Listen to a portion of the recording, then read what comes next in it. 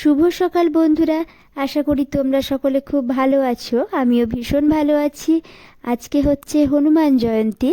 আজকে মেয়ের স্কুল ছুটি রয়েছে, আর সকালবেলাতেই মেয়ের খাবার খাওয়া হয়ে গেছে, এখনও পড়তে বসে গেছে। সেটা অনেক কষ্টে। প্রথমে তো ওর ইচ্ছে হচ্ছিল না পড়তে বসতে, তারপর কোনো রকমে বসানো হয়েছে। এখনও একটু লিখতে পারে, আর সেটাই লিখছে।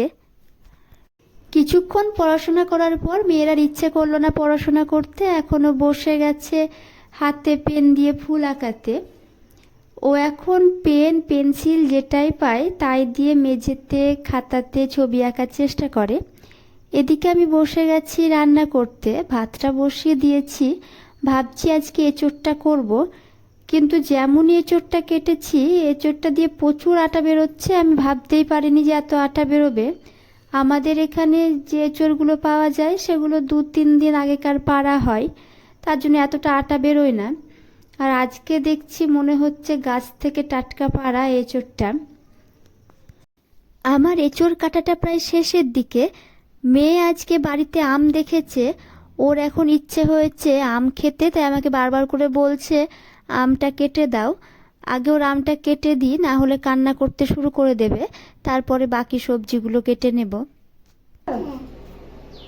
আমটা খোল গোল করে দাও। তাই খোল গোল। হ্যাঁ, খোল গোল করে দাও। খোল গোল করে দাও। খোল গোল।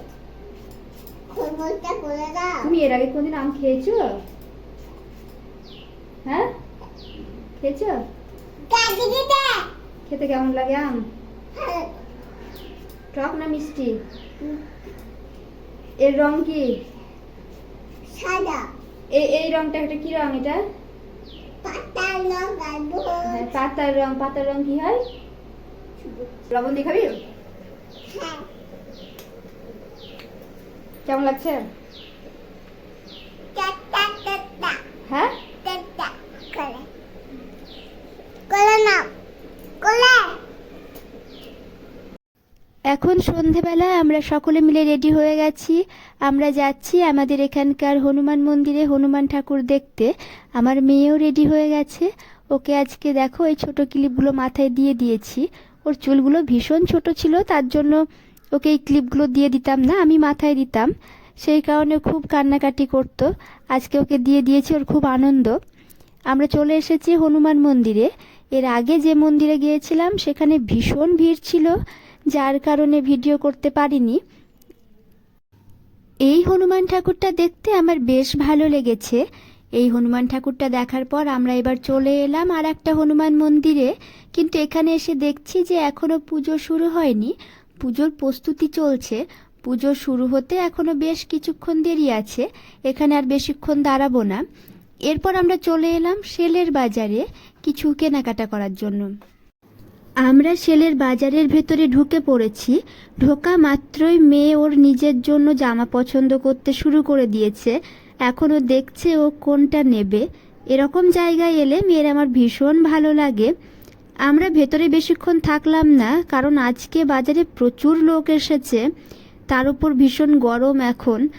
মেয়েটারও শরীরটা খুব একটা ভালো করছে না এই ভিড়ের মধ্যে, সেজন্য বাইরে এসে দাঁড়ালাম। ওর বাবা এখন দেখছে কি কিনবে না কিনবে। আর এখানে এসে দাঁড়ানো মাত্রই মেয়ের আমার চোখ পড়েছে এখন কেকের দোকানের দিকে। ওর আজকে ইচ্ছে হয়েছে কেক খেতে, সেজন্য আমরা কেকের দোকানে চলে এসেছি। আমরা তো কেকের দোকানে আগে এসেই দাঁড়িয়েছিলাম, আমাদেরকে দেখে ওর বাবাও এলো আর এসে মেয়েকে কেক কিনে দিল। কেক পেয়ে তো মেয়ে অনেকটাই খুশি।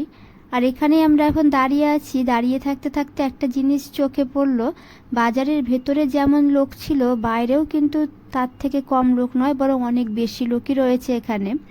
এর আগে একদিন যখন এসেছিলাম সেলের বাজারে সেদিন কিন্তু একেবারেই লোক ছিল না, আজকে প্রচুর লোক। আর দেখো মেয়ে পুরো কেকটা খেতে পারছে না, অনেকটাই বড় কেক, ও পারবেও না, সামান্য একটু খাবে, বাকিটা আমি আর ওর বাবা খেয়ে নেব। আজকের মতো এই পর্যন্তই। তোমাদের সঙ্গে দেখা হবে আবার অন্য কোনো ব্লগে। তোমরা সকলে ভালো থেকো, সুস্থ থেকো, এই কামনাই করি।